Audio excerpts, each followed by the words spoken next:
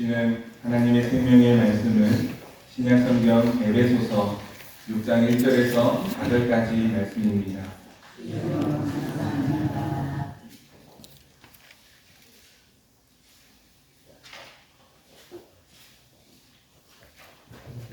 에베소서 6장 1절에서 4절까지의 말씀 우리가 같이 한 목소리로 교독하시겠습니다. 자녀들아, 주 안에서 너희 부모에게 순종하라. 이것이 옳으니라. 내 아버지와 어머니를 공경하라. 이것은 약속이 있는데 계명이니 이로써 내가 잘되고 땅에서 장수하리라. 또 아비들아, 너희 자녀를 노엽게 하지 말고 오직 주의 교훈과 훈계로 양육하라. 아멘. 말씀대로 축복의 가정, 귀한 믿음의 가정 다 되시기를 주님의 이름으로 축복합니다. 오늘은 어버이 주일입니다. 혹시 어버이날 어떻게 잘 보내셨습니까? 5월 가정의 달을 보내면서 행복한 가정 되고 하나님의 은혜가 가득한 가정 되시기를 다시 한번 주님의 이름으로 축복합니다.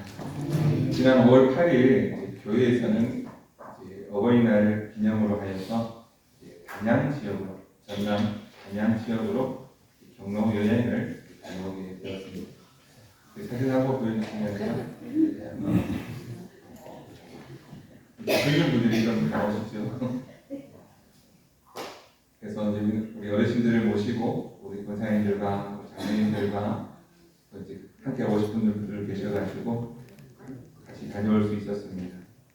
또 좋은 날씨, 또 신선한 공기, 또 날이 얼마나 좋아서 공기도 좋고 또 약간 이제 뭐 식사하는데 조금 이제 어려움이 있었습니다만 또 맛있는 음식도 먹고 함께 즐겁게 다녀오는 시간이었습니다. 뜻밖의 뜻깊은 경로 여행이었던 것 같습니다. 이제까지 이런 경로 여행은 없었다. 처음 경험해보는 색다른 경로 여행이었습니다. 전체적으로 봤을 때 제가 더 많이 기도해야 되겠다는 사명감이 생기기도 하고 또 좋은 믿음의 추억이 되기도 하였습니다. 우리 성도님들은 어버이날을 어떻게 보내셨습니까? 우리 부모님들께 한번 질문해 보겠습니다. 자녀들에게 사랑한다는 말을 하셨습니까? 목사님, 그걸 꼭 말로 해야 하나요? 가족끼리 그러는 거 아니에요? 부모가 자녀 사랑하는 마음 100번, 1000번 해도 이제 다 부족함이 없습니다. 모자라죠.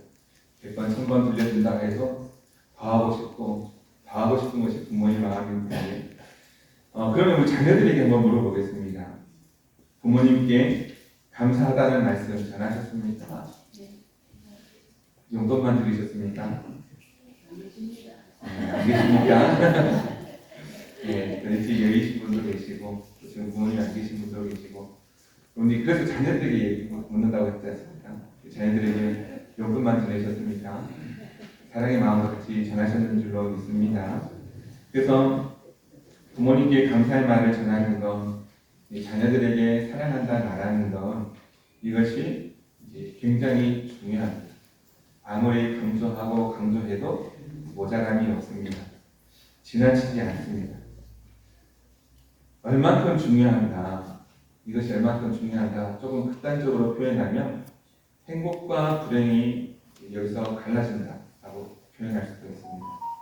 인생의 승패가 여기서 결정될 수도 있다라고 표현할 수 있습니다. 목사님 그 정도는 아니지 않나요? 부모님께 사랑한다 말을 하고 부모님이 자녀들에게 사랑한다 이야기하는 것이 그만큼 중요한가요? 예, 그만큼 중요합니다.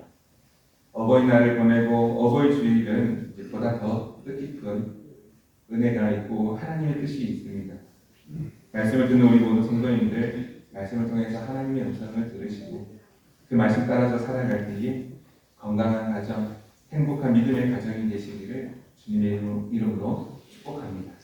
그런데 이것이 잘못되면요, 불행한 삶을 살아갈 수밖에 없다는 거죠. 행복한 믿음의 가정이 되기 위해서 각자의 역할에 대해서 오늘 말씀을 가르쳐 주시는데요.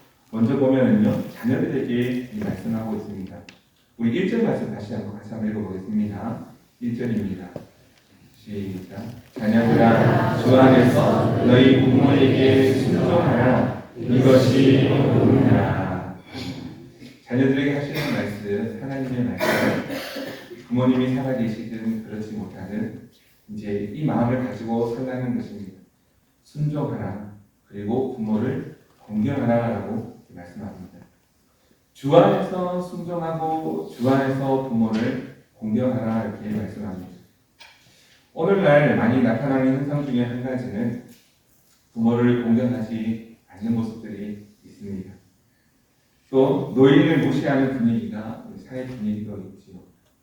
버스를 타거나 지하철을 타도 자리를 양보하지 않는 그런 모습들이 있습니다. 그리고 어른들의 말을 무시하는 경향이 있습니다. 그런데 이런 모습들을 성경은 뭐라고 하시는가? 죄라고 말씀합니다. 디모데후서 3장 1절 2절 말씀을 보면 이런 말씀이 있습니다. 너는 이것을 알라. 말세에 고통하는 때가 이르러 사람들이 자기를 사랑하며 돈을 사랑하며 자랑하며 교만하며 비방하며 부모를 거역하며 감사하지 아니하며 거룩하지 아니하며 이런 표현이 있습니다. 말세에 고통하는 때가 이르면 이런 현상들이 나타나는데 그 중에 한 가지는 부모를 거역한다는 것입니다. 그 부모를 순종하고 공경하지 못하고 거역하는 일들이 나타난다.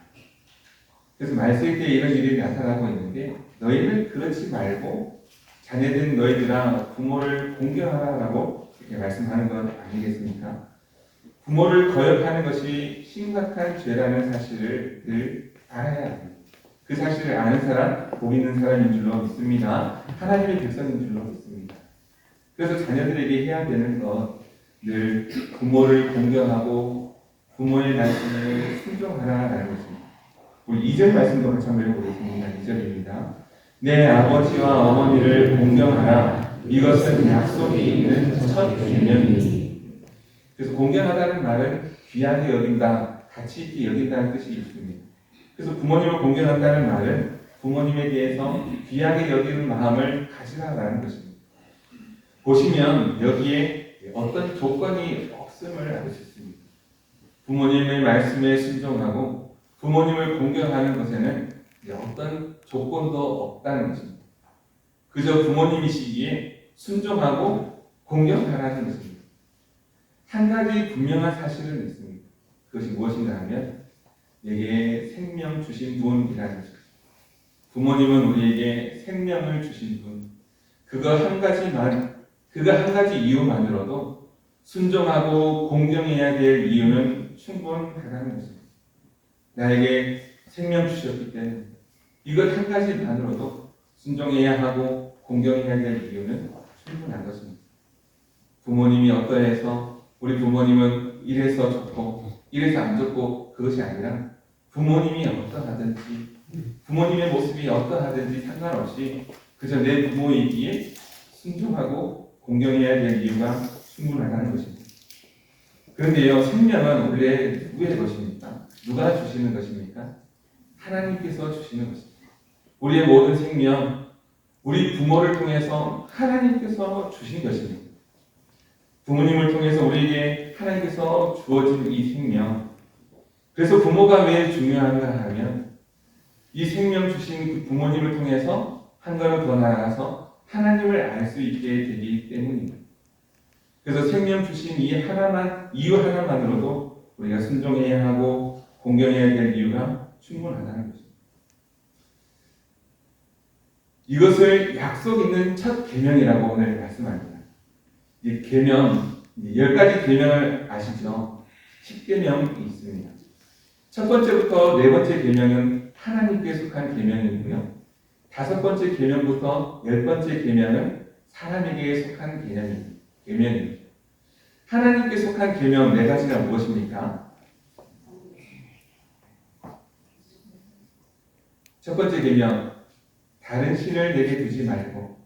두 번째, 우상을 섬기지 말고. 세 번째, 여호와의 이름을 망령되이 일컫지 말고. 네 번째, 안식일을 기억하여 거룩하게 지키라. 지난 새벽기도 시간 때도 이렇게 말씀을 나누었습니다. 그래서 하나님께 속한 4가지 계명 이것을 잘 지키고 그 다음에 사람에게 속한 5번째 계명부터 10번째 계명까지 속한 사람에게 하시는 계명이 있는데 그 첫 번째가 무엇인가 하면 내 부모에게 공경하라는 것입니다. 그래서 이것이 사실은 잘못되면 그 뒤에는 다 실패할 수밖에 없다는 거예요. 내 부모를 공경하라. 이것이 잘못되면 그 뒤에는 안 봐도 실패할 수밖에 없다는 거죠. 그래서 이것이 잘 되어 있지 않으면 그 사람은 실패한 인생이 될 수밖에 없고 불행한 삶을 살아갈 수밖에 없다는 거죠. 약속에 있는 첫 계명, 내 부모를 공경하라. 이것이 잘 되어 있지 않으면 그 어떤 인생을 살아간다 할지라도 그 사람은 불행한 삶을 살아갈 수밖에 없다는 것입니다. 아이고 목사님 말도 많이 해서 우리 어머님 우리 부모님 어떤지 아십니까? 예, 모릅니다. 몰라도 됩니다. 그것이 중요한 것이 아니다라는 것이죠. 우리 부모님이 어떠한 모습으로 있다 할지라도 지금 어떠한 모습이라 할지라도 그것은 중요한 것이 아니다는 것이죠. 그저 내게 생명 주신 그 하나만으로도 충분하고 그래서 하나님을 사랑하는 그 마음이 이 사람에게 이어질 때에 어떤 것을 통해서 이어지는가 하면 바로 부모님을 공경하라 이것에서부터 시작한다는 것입니다. 하나님을 사랑하십니까? 그러면 부모님을 공경할 수 있기를 바랍니다. 이것이 잘 되어 있지 않으면 어떠한 삶을 살아간다 할지라도 실패한 인생이다. 그래서 제가 처음에 말씀드린 이유도 이것이 잘못되어지면 어떠한 삶을 살아간다 할지라도 불행할 수밖에 없고 어떠한 인생을 살아간다 할지라도 사람이 보기에는 좋아 보일 수 있습니다만 결국 실패한 인생이 될 수밖에 없습니다. 정말 잘 되는 인생은 어떤 인생인가? 하나님께서 잘 되게 해주시는 인생이다라는 것이죠. 그래서 하나님의 말씀에 따라서 우리가 부모를 공경하는 이 마음 가지고 살아갈 때에 우리는 하나님께서 주시는 은혜를 경험할 수 있다는 것입니다. 어떤 은혜를 주시는가? 우리 3절 말씀을 같이 한번 읽어보겠습니다. 3절입니다. 이로써 내가 잘되고 땅에서 장수하리라.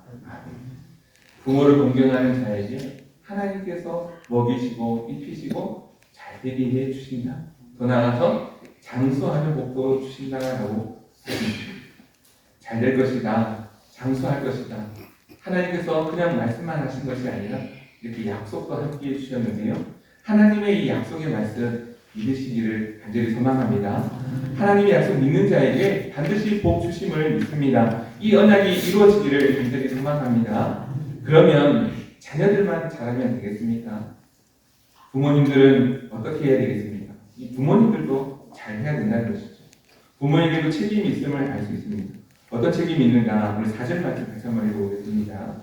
4절입니다. 또 아비들아 너희 자녀를 노엽게 하지 말고 오직 주의 교훈과 훈계로 양육하라. 이제 부모에게도 책임이 있는데 이제 2가지 책임이 있음을 알 수 있습니다. 한 가지는 자녀들을 노엽게 하지 말라는 것이고 두 번째는 주의 교훈과 훈계로 양육하라라고 이렇게 말씀합니다. 그래서 첫 번째는 이제 노엽게 하지 말라는 거예요. 자녀들을 화나게 하지 말라, 분노하게 하지 말라는 겁니다. 언제 자녀들이 분노하는가? 제가 찾아보니까요. 보통은 4가지로 이유로 분노한다고 합니다. 첫째는 지나친 통제와 억압에 분노한다.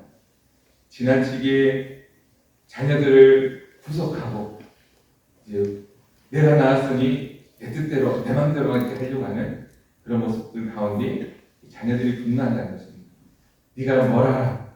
부모 말처럼 이렇게 하면서 자녀들의 개성과 감정과 생각과 인격을 무시하고 그저 내 말대로 해 지나치게 억압하고 통제할 때 자녀들이 분노한다는 것입니다. 그래서 우리 부모님들이 계시는데 우리 자녀들을 대할 때 어떻게 해야 됩니까? 너무 통제하면 안 된다. 아이들에게 생각할 수 있는 시간과 이제 자유롭게 꿈을 펼칠 수 있는 그런 모습이 필요하다는 것이죠. 두 번째, 이제 일관성 없는 방식이 자녀들을 분노하게 한다는 것입니다. 이럴 때는 이렇게 하고 저럴 때는 저렇게 하는 그런 이중적인 모습이 자녀들을 분노하게 한다는 겁니다. 예를 들면 교회에서의 모습이 다르고 집에서의 모습이 다르다는 것이죠. 그래서 예를 들어 보면 교회 가면 권사님, 아유 집사님 오셨습니까? 이렇게 천사 같은 모습을 하고 오시는데 화장도 예쁘게 하시죠. 예쁘게 입고 오시는 거죠. 근데 집에 가면 이제 변신을 하죠. 다시 일상의 모습으로 돌아가서 악마로 바뀌는 겁니다. 똑바로 해. 이거 제대로 안 해.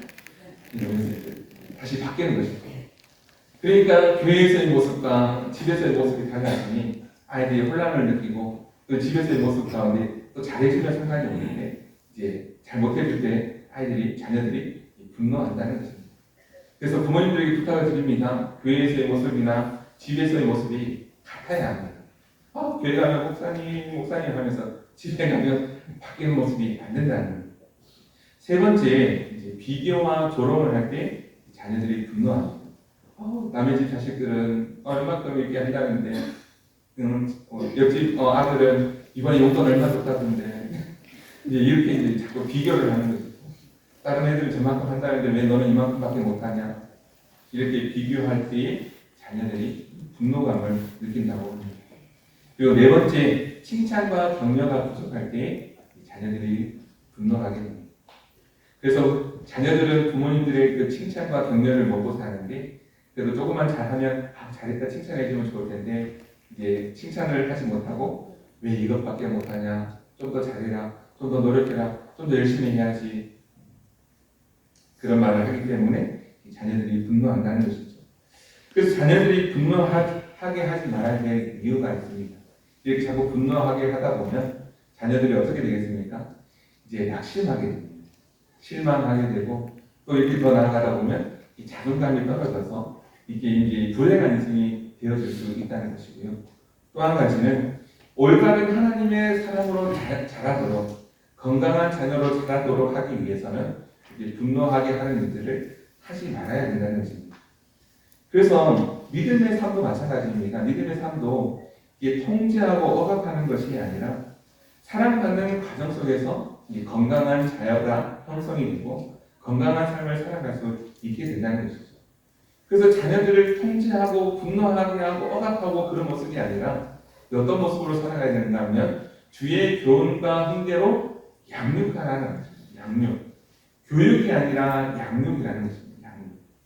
교육은 어떤 것인가 하면 그 지식을 전달하는 것이 교육이라면 양육은 삶으로 가르치는 것이 양육입니다. 그래서 자녀들을 가르칠 때에 이 아이가 건강한 삶을 살기를 바란다면 부모가 먼저 그 모습을 보여주는 것이죠. 삶으로 가르쳐주는 것입니다. 건강한 삶을 보여주고 행복한 삶을 자녀들에게 보여줄 때에 그것이 자녀들에게 양육이 되고 자녀들은 그 부모님의 모습을 보면서 배운다라는 것입니다. 우리 자녀들이 신앙 안에서 믿음으로 잘 자라가기를 원하시고 바라십니까? 그러면 우리 부모님들이 먼저 좋은 믿음의 모습을 보여주는 것이죠. 말씀을 가까이 하고 기도의 삶을 살고 우리 자녀들에게 그저 말로 하지 않아도 그 믿음의 모습을 보여주면 사랑하는 우리 자녀들이 부모님의 모습을 보고 닮아가고 배운다는 것이죠. 자녀들은 부모님의 모습을 보고 그대로 배우는 습성이 있습니다. 지나가 보면 자녀들의 모습이 부모와 많이 닮아 있음을 알 수 있습니다. 그렇지 않습니까? 우리 성도님들도 그 경험하지 않았습니까? 이제 부모님을 보고 보면 정말 피를 못 속인다 그런 사실을 많이 느끼지 않습니까? 저도 많이 느낍니다. 저도 어릴 때 부모님의 모습을 보면서 이제 그 좋은 점도 물론 배우기도 하고 나는 이러지 말아야지 했는데 똑같이 하고 있는 그런 모습을 볼 수가 있습니다. 자녀들도 마찬가지입니다. 좋은 것만 배우는 것이 아니라 안 좋은 것도 배우죠. 그대로 따라하는 것을 보게 됩니다. 제가 아는 목사님 얼마 전에도 이제 같이 와가지고 같이 밥도 먹고 이야기했는데요. 이 목사님이 사모님을 부를 때 이렇게 부르는 거예요. 지혜야, 지혜야 이렇게. 사모님과 3살 차이가 나거든요. 그래서 이제 늘 편하게 부르듯이 그냥 이름을 불러서 지혜야, 지혜야. 그러니까요, 이제 애가 이제 4살, 3살인데 큰 애가 이제 엄마를 부를 때도 이렇게 부르는 지혜야, 지혜야 이렇게 부르는. 그래서 이제 부모가 하는 그 모습을 그대로 배우는 거예요.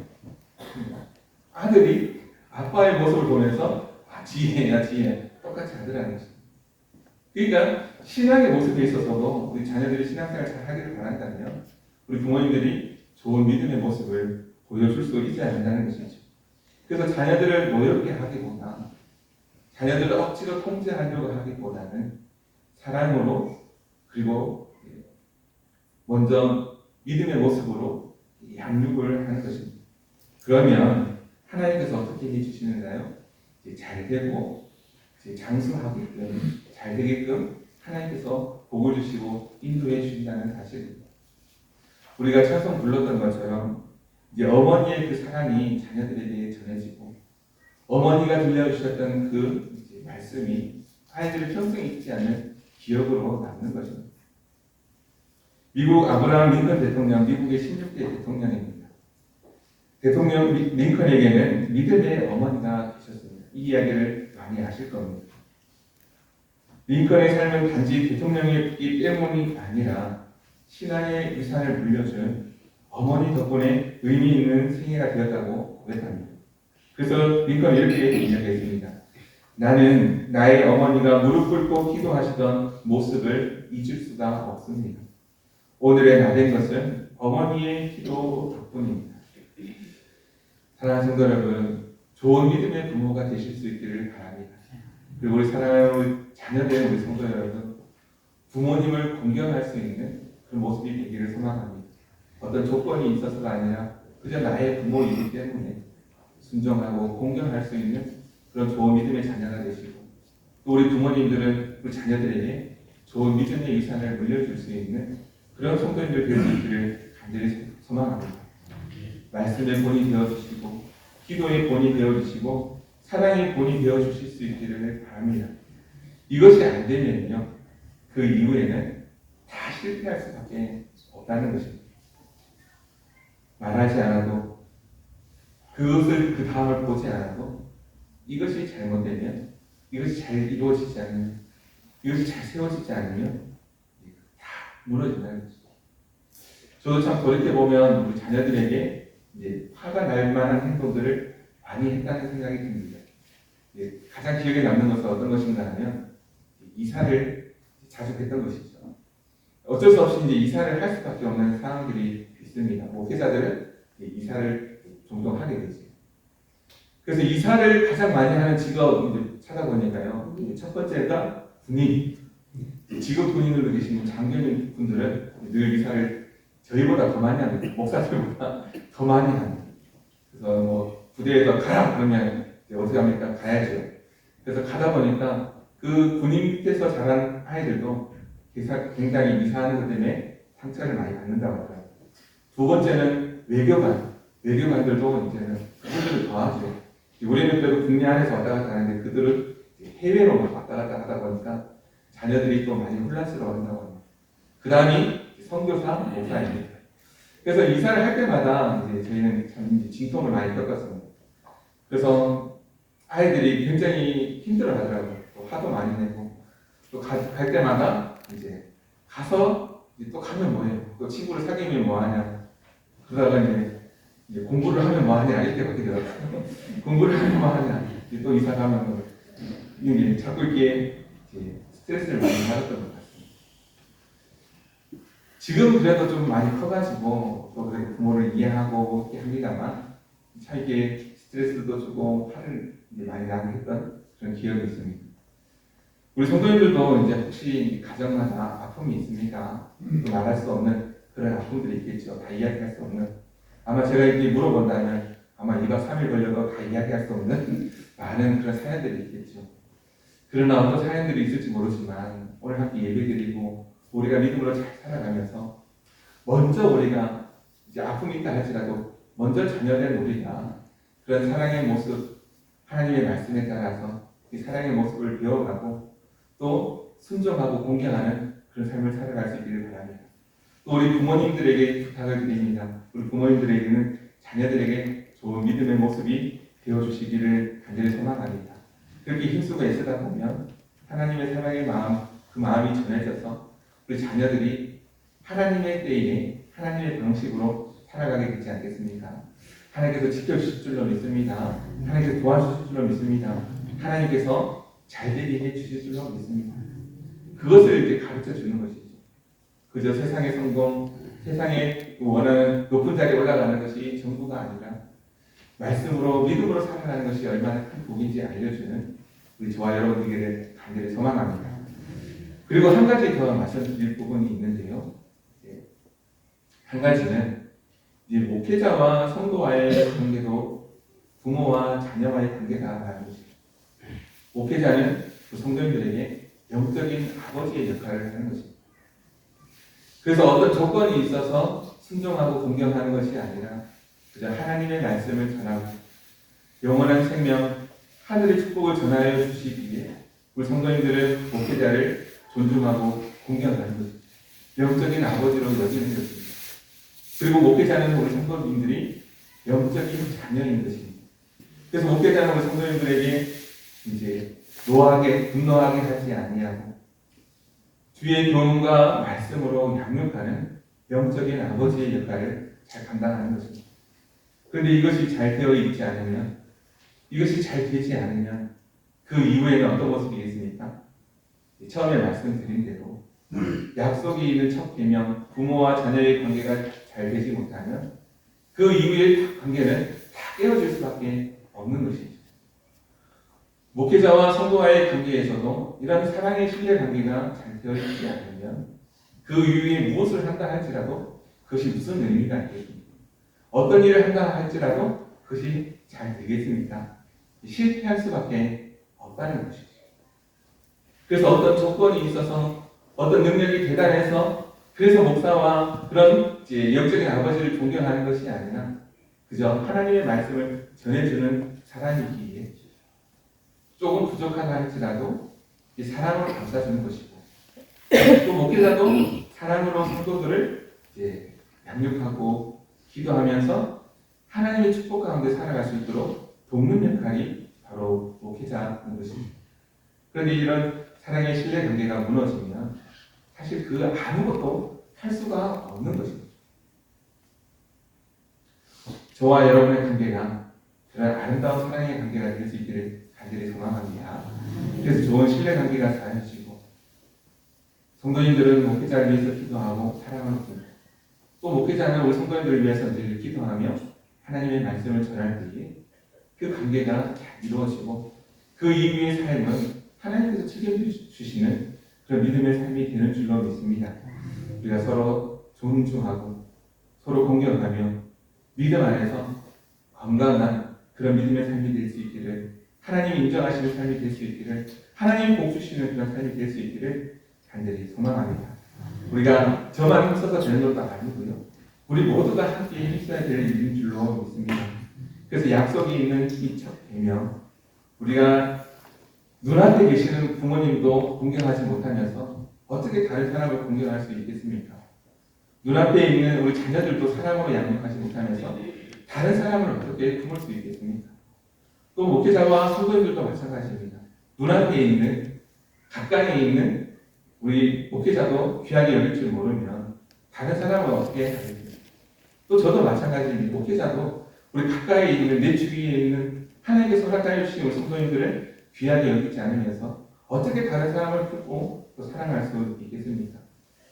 오늘 우리 주일실 말씀에 따라 우리가 서로 공경하고 서로 존중하고 좋은 믿음의 관계를 맺어가고 그렇게 하나님께서 복 주시는 가정, 하나님께서 복 주시는 교회가 될 수 있기를 간절히 주님의 이름으로 축복합니다. 기도하겠습니다. 하나님 아버지, 우리에게 부모님을 주시고 생명을 주시는 은혜에 감사드립니다. 부모를 공경하라는 주님의 명령을 우리의 마음에 새길 수 있도록 도와주옵소서.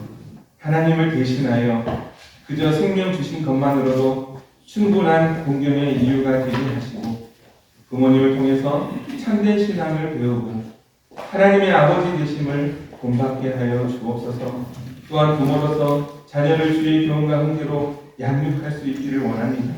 말씀과 기도와 찬양이 삶이 되게 하여 주시고 믿음의 유산이 계속해서 아름답게 다음 세대에 전해줄 수 있도록 도우시고 함께하여 주옵소서. 약속의 말씀 읽고 순종할 때에 그 귀한 언약을 이루어 주시사 우리 성도들의 가정이 복 있는 가정 되게 하여 주시고 하나님께서 잘 되게 하시는 가정이 되고 또한 우리 교회가 그런 좋은 믿음의 교회가 될 수 있도록 도우시고 함께하여 주옵소서.